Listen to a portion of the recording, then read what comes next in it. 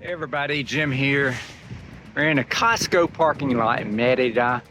I know it's no big deal, there's Costco's everywhere. This Costco's a little different.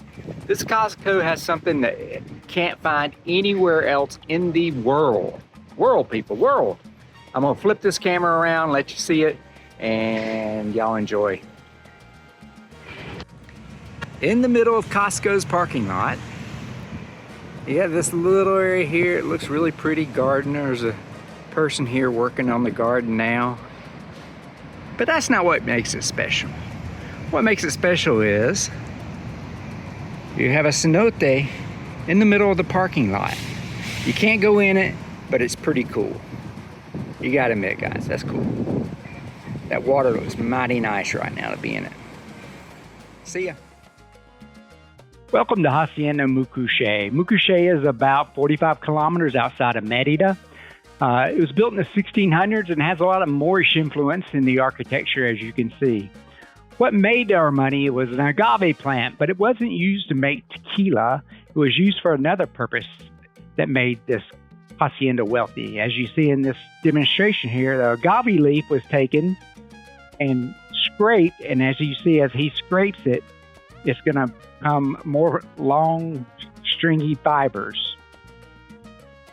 And they actually use this exact board and everything when they did this. And once he gets enough of the material scraped away, you'll see the long, stringy fibers, and he takes and separates it into two different groups. And if you've ever braided hair, you'll recognize it. And they take their hands and take the two groups, roll them together to create cordage. And they just kept doing this and created sisal rope.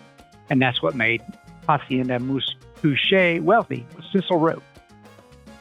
This is Carlotta. Cenote Carlotta.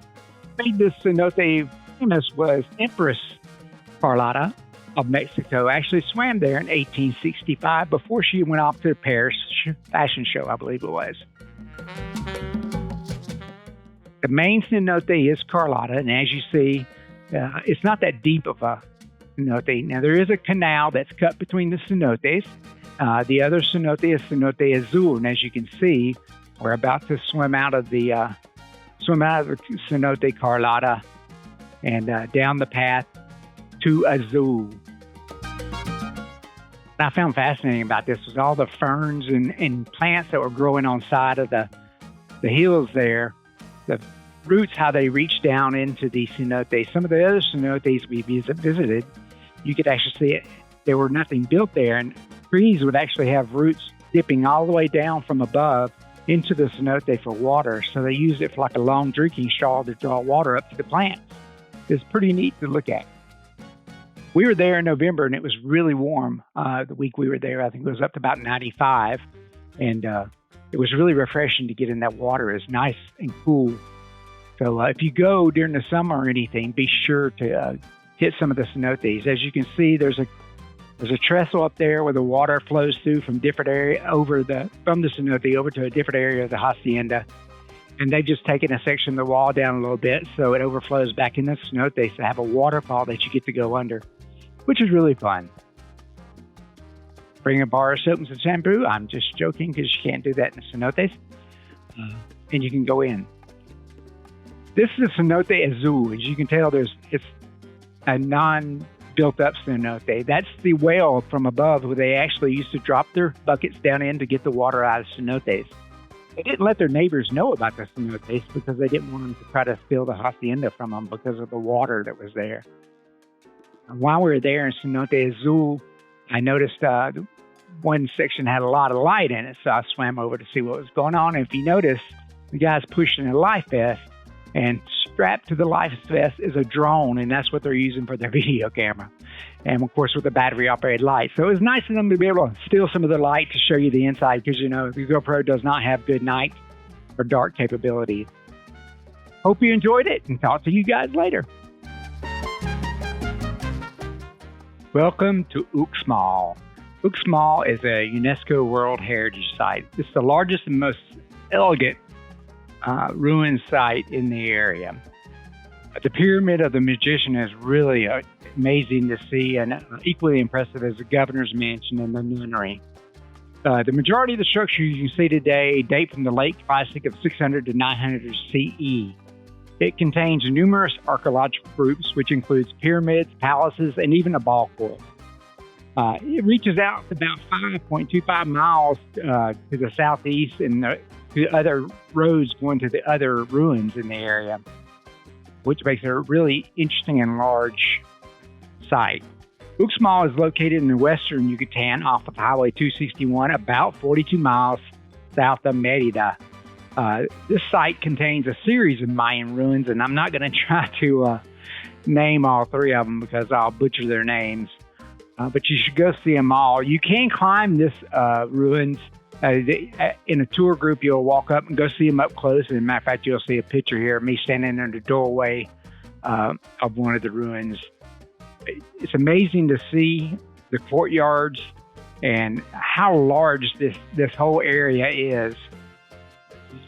Connected to this ruin is also a chocolate factory that you're going to see later on in the video, that you can take a tour of how chocolate was just made by the Mayans because they were one of the first. There's the picture of me standing there. One of the first to use the cacao in their area and make chocolate. You can actually taste it in its native state, and then you can taste it once they add sugar and everything else to it.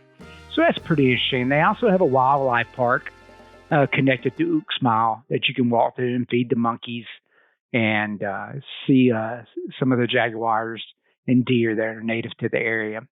So it's really interesting to see. You're going to see coming up a ceremony that's a reenactment, of course, of the Mayan ceremonies.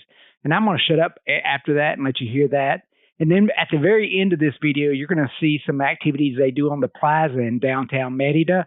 Every night there's something going on, and it's just amazing to see. Enjoy, guys.